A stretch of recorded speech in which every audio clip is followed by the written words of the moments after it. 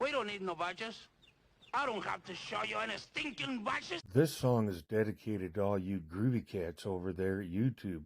You know, the censors who keep hitting me up with copyright stuff because of the music I use. So come on, gang, sing along with me. All you got to do is just follow along with the white bouncy ball. Here we go. The wheels on the bus go round and round, round and round, round. And now try to copyright my ass, you sons of...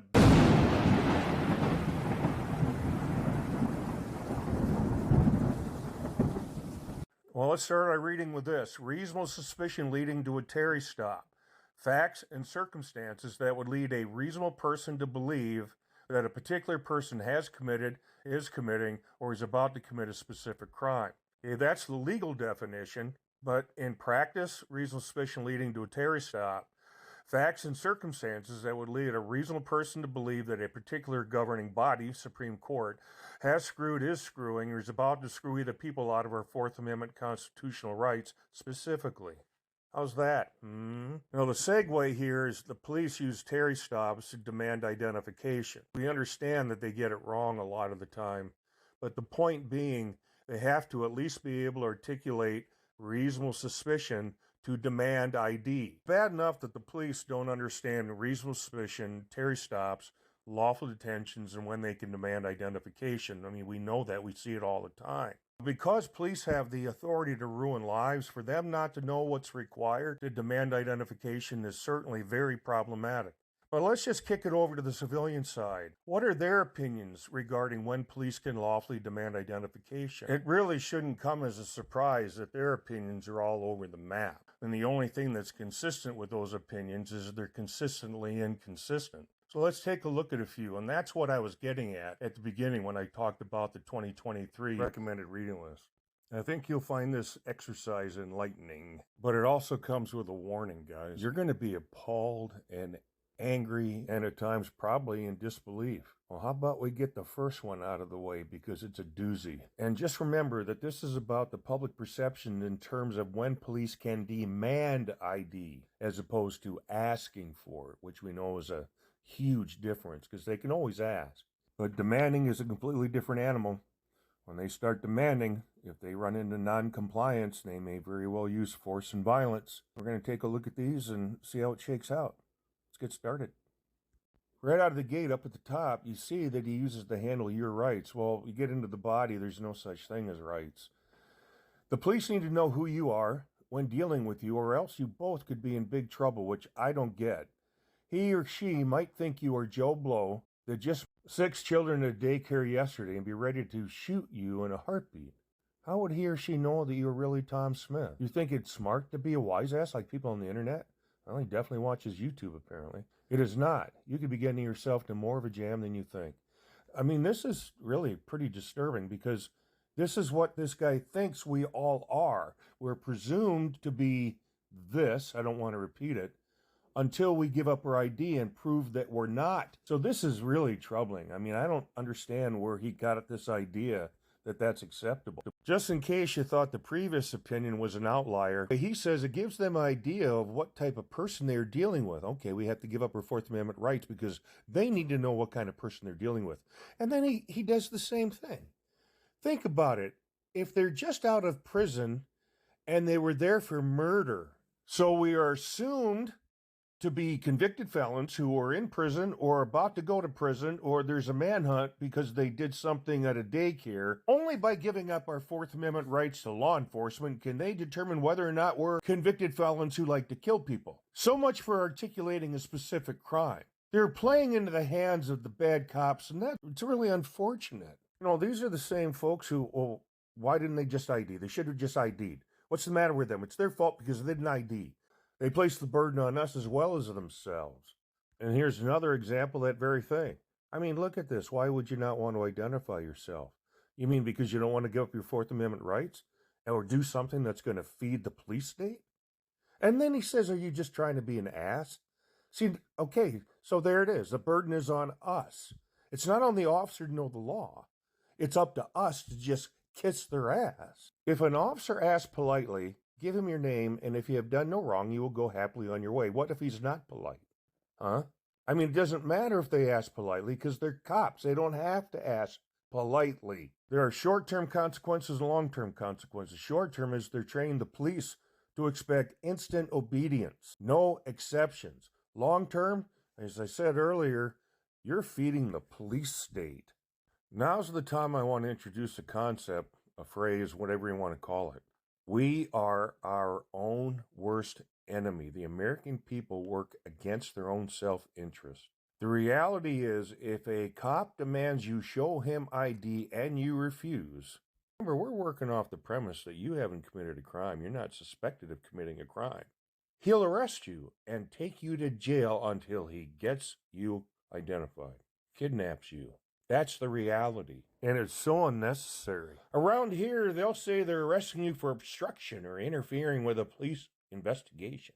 How many of you realize, I hope many of you, that I lay out the defense strategy for this very thing, arrested for not identifying, but formally charged with obstruction.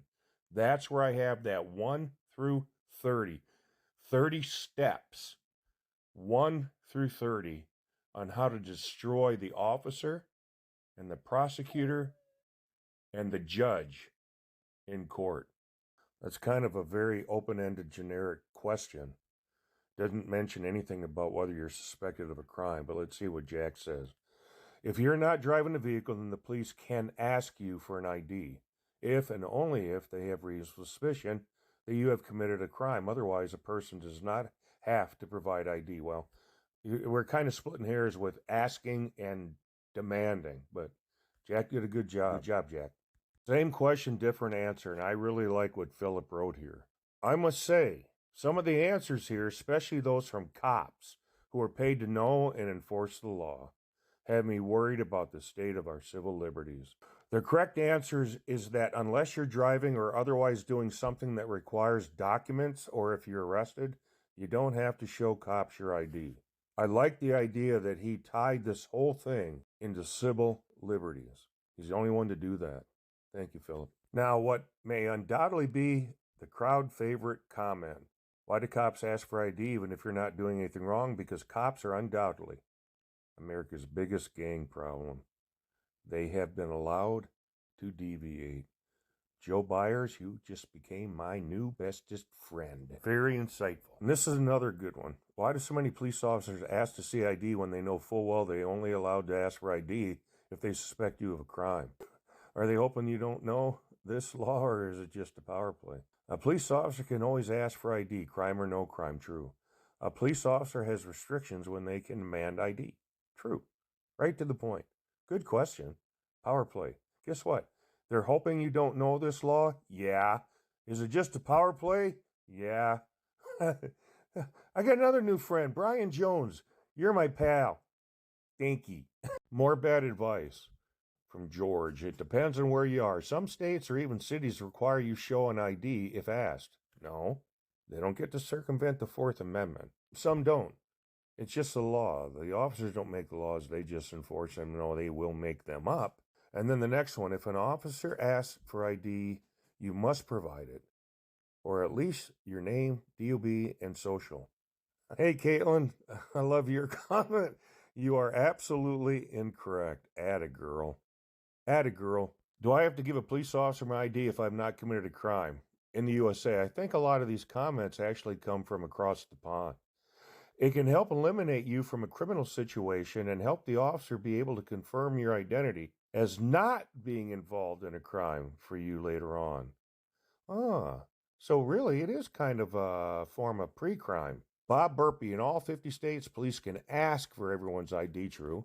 However, in the case of a simple traffic violation stop, they can only demand the driver's ID and required information that is covered by state law. Yep.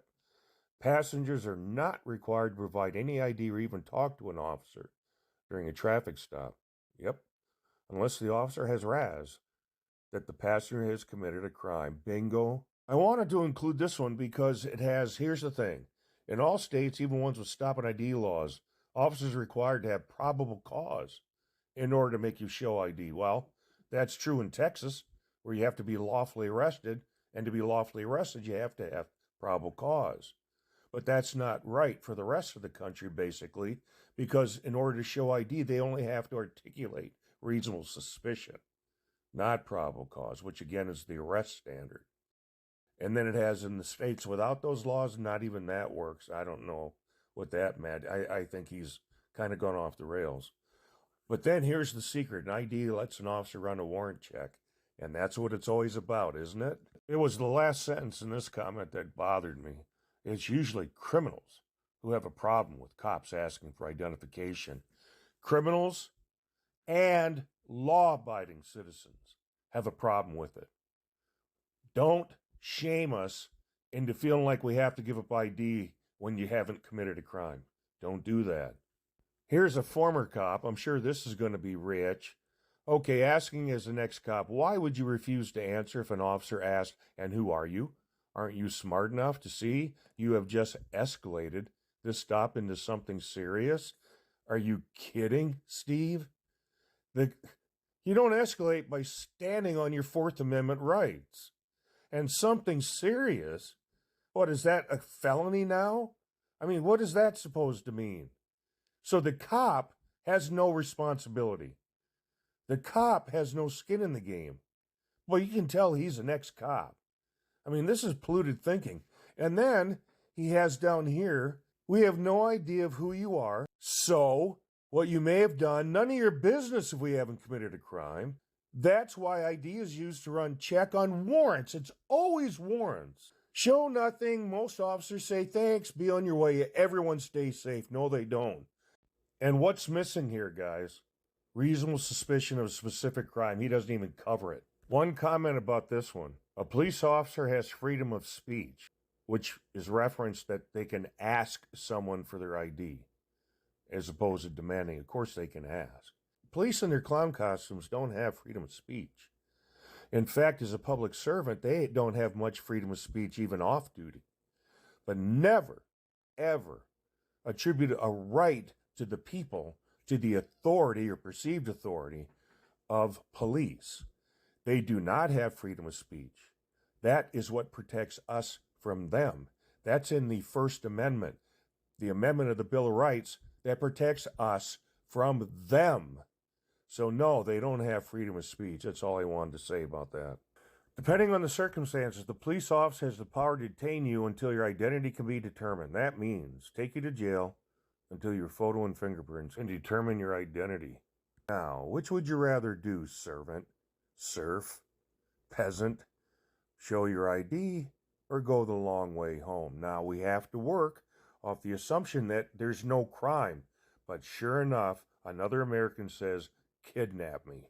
All right, it's a wrap, and I appreciate everybody who took the trip with me here. It's an eye-opener, and the only thing that we can do to correct that is to get people to learn their rights. They're going off half-cocked here. They're just making stuff up, or they're listening to rumors or believing someone else who knows even less than they do. That's not the way that we combat tyranny. We have to have knowledge. One thing's for certain, and that is without knowledge, eventually the flames of liberty will grow cold.